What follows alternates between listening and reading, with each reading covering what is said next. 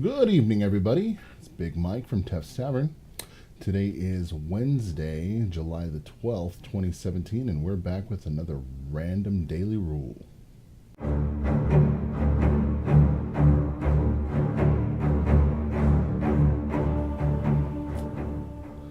All right, welcome back. Today we've decided to talk a little bit about movement and some of the things that 5th edition allows you to do along with your move action in your combat round. So let's go ahead and go to our beautiful Player's Handbook, page 190, movement and position. And combat characters and monsters are in constant motion, often using movement and position to gain the upper hand.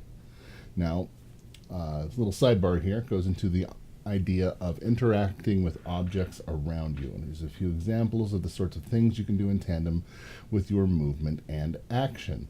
I'm not going to read through the whole list, guys. Check this out. It's actually kind of neat because this will go to answer a lot of your questions as to, hey, does it use an action for me to X? Such as, drawing a weapon, opening or closing a door, pulling out a torch, extinguish a small flame, put on a mask, pull the hood of your cloak over your head. It's some neat stuff. But this is including it in your movement action. So it no longer takes like a minor action in other editions or a free action we've called it in the past as well. It's now just integrated into your move action. I kind of like it because we're simplifying things that don't necessarily need their own separate rule. It's just part of your move action. Whether you took a movement or not, you can still do these things, unless of course you're bound or incapacitated or paralyzed, petrified. We'll get into statuses later. Cool. Now also on this page you're going to see some neat stuff. Up here at the top it reads, on your turn you can move your distance up to your speed. You can use as much or as little of your speed as you would like on your turn, following the rules here. Your movement can include jumping, climbing, and swimming.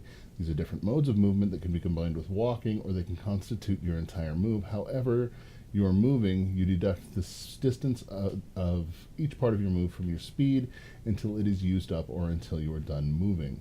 The special types of movement section in Chapter 8 gives particulars for jumping, climbing, and swimming.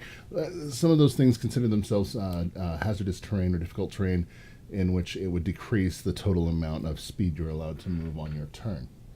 Now, breaking up your move, this is a kind of a neat thing because I'm not sure, but I don't think this has been covered in previous editions, so I kind of like the concept of it. You can break up your movement on your turn using some of your speed before and after your action. For example, if you have a land speed of 30 feet, you can move 10 feet, take your action, and then move the remaining 20 feet. Meaning, yes, you can move between attacks, you can move a little bit, make an attack, and then move a little farther, using different speeds. If you have more than one speed, such as your walking speed and a flying speed, you can switch back and forth between your speeds during your move. Whenever you switch, subtract the distance you've already moved from the new speed. The result determines how much farther you can move. If the result is 0 or less, you can't use the new speed during the current move. Example, you have a speed of 30 and a flying speed of 60. Because the wizard cast the fly spell on you, you could fly 20 feet, then walk 10 feet, then leap into the air and fly 30 more. Technically, it's a little gamey, it's a little bit... it's a little bit enabling, and I guess that's not a bad thing, because we want our characters to feel like they're doing something neat. We don't play Dungeons and Dragons because we want to do what we can do in our normal lives. We can go outside and do that if that's what we could do, but we can't because we don't. So we're here to play a role-playing game. We need to go do the fun, cool, fancy thing that we can't do in the real world. That's fine. I dig that. Difficult terrain goes in to show that as well. Every foot of movement in difficult terrain costs an extra foot. That's the only part I really wanted to focus on that. So it's almost as if it doubles your cost to move through difficult terrain, but not necessarily. Note the way that they worded that. Costs 1 extra foot. So if for some reason you're, say, for instance, you're climbing, it would cost you 2 feet to normally just climb. However, if you're climbing through difficult terrain, that means it costs 1 extra foot, so 3 per foot moved. Being prone, combatants often find themselves laying on the ground, either because they are knocked down or because they throw themselves down in the game they are prone. There's a condition, again, that's under statuses. We'll go over that someday as well. You can drop prone without using any of your speed. Standing up takes more effort. Doing so takes up a movement speed equal to half your speed. For example, if your speed is 30 feet, you must expend 15 feet of movement to stand. That makes perfect sense. Crawling, or to move while prone, you must crawl or use magic such as teleportation. Every foot of movement while crawling costs an extra foot. Crawling 1 foot in difficult terrain, therefore, costs 3 feet, like we went over before. Moving around creatures, flying movement, creatures. There's actually quite a bit in this little section, just about moving around the battleground. And if you use Theater of the Mind, maybe this isn't as important to you. If you don't, this is actually going to take a lot into effect. Playing on a grid, such of things. Okay. So, I guess that kind of covers what I wanted to go over with movement. Kind of some neat stuff there.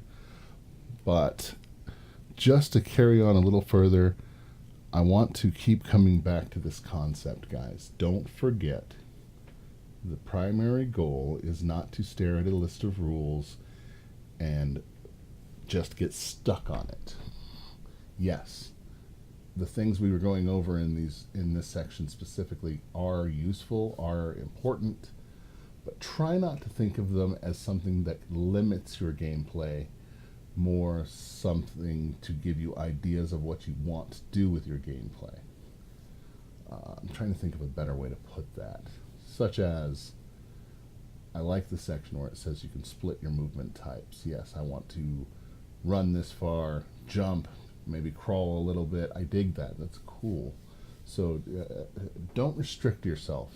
Remember, we're not playing checkers here. We're not playing chess. You're not necessarily constricted to a tangibly finite, small amount of what you can do with your turn. Stretch it as far as you can. Really go into your head here and see what you can come up with as the cool thing you want your characters to do. Express that to your DM, express your intention, and maybe you guys can work out a dialogue that really pulls forth some interesting gameplay. I love the idea of my character, or my players, forgive me, being so excited when their turn comes up that they literally have to stand up out of their chair to try to describe to me what they want to do with this turn. And it can really lead to some great gameplay. That's it for today, guys. Thank you so much for watching. Please like and comment below. Give us more questions for Random Daily Rules. I love hearing from you guys. I love talking about it. So I guess we'll see you tomorrow. And hit that subscribe button if you haven't yet. And have a great night. Thanks.